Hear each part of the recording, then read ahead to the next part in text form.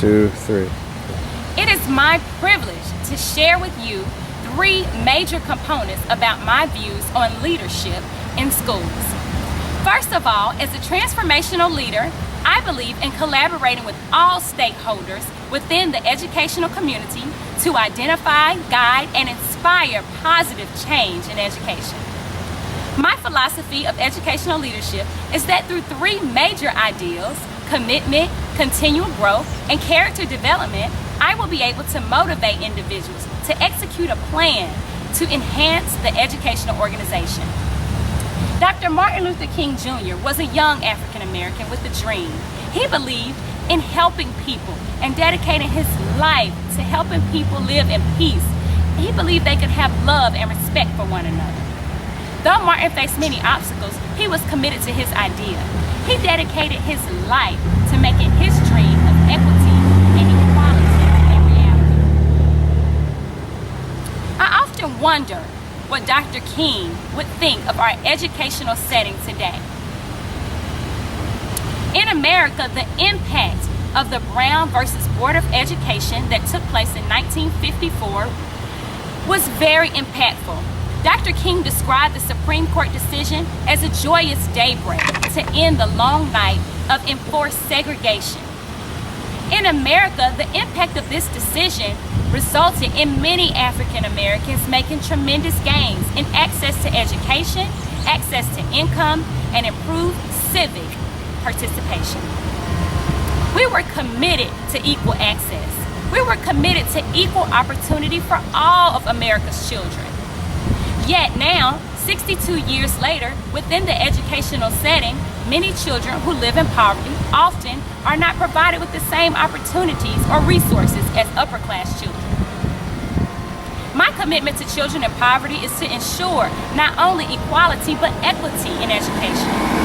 Children in poverty deserve the joyous day, as Dr. King described, of a highly qualified teacher in the classroom and access to resources that will help overcome the oppression that poor children experience.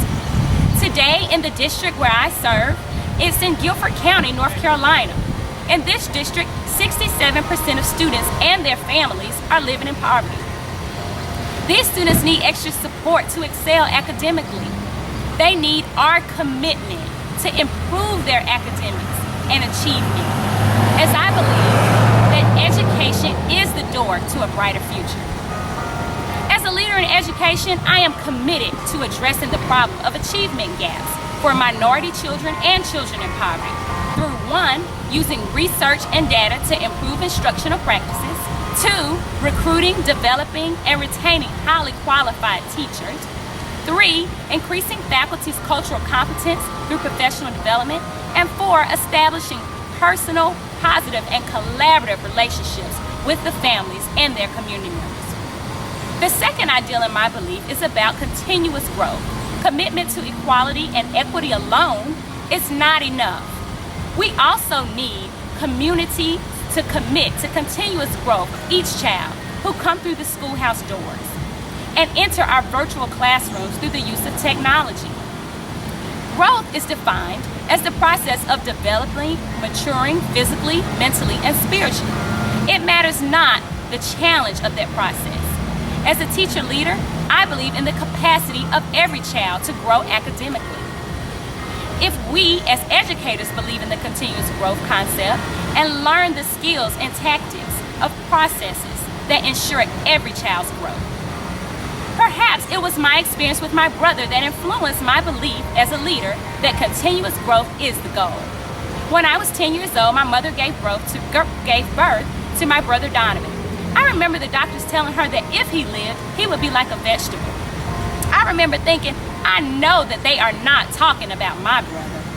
I made it my goal to teach him everything that I thought he should know, from talking to walking and using the toilet. It was so empowering to know that I taught him something that could help him have a more productive life. That's when I first developed a love for teaching, learning, and continuous growth. Not just the student's continuous growth to take him or her wherever he or she needed to be academically and socially, but also my own continuous growth and the growth of others. developing my colleagues so that they can impact others. In an article in the Moorhead student paper in 1947, Dr. King wrote that a broad education will therefore transmit to one not only the accumulated knowledge of the race, but also the accumulated experience of social living. We must be committed to helping children, each other, and those around us to grow through knowledge and responsible use of the knowledge in society. As a result of my belief of continuous growth, I believe that I have dedicated the past 9 years of my life to teaching exceptional children with a strong belief in their capacity to grow. I also served my district as a teacher leader for Mission Possible, which allowed me to mentor and encourage new teachers through helping them set goals and educate them.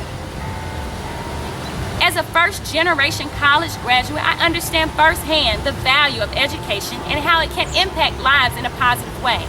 But I must keep learning and growing if I want to facilitate the growth in others. Model the way, lead the commitment to continuous growth. As I reflect on my growth as a leader, I go back to assessments that inform me about my traits and skills and change preference style. One of the assessments the change style indicator identified my preferred approach to change. It is that of a conserver who leads through reliable and stable and consistent behavior. As a leader, I strive to grow and transform daily as I reflect on how the educational organization is functioning. I will develop effective district-wide leadership teams to help identify problems, develop research-based strategies, and execute plans to improve student achievement. I plan to inspire others to be committed to closing achievement gaps as a district-wide goal. The third and final ideal for me is character development. According to Hammond, character is the real foundation of a worthwhile success. I believe it is commitment to each student, commitment to practice of continuous growth, and commitment to character development that builds a strong foundation for any school. As a leader, I believe in an organization that teaches moral and ethical responsibility. Teaching children empathy, respect, and honesty helps them to develop values and become productive citizens. I will promote character development through creating character education programs, service learning projects, and ethics workshops. In closing, I understand that how leaders in education use their time is valuable because we make decisions that determine the fate of our children's education.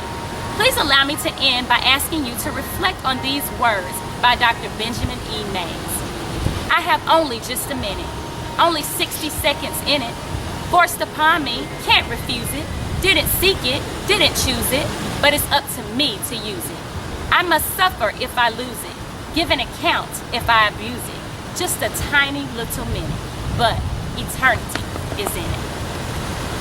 Let's use every minute to impact the education in a positive way through commitment to continuous growth, through our commitment through academic and developmental growth, and our commitment to developing strong character in all with whom we come in contact with. Thank you.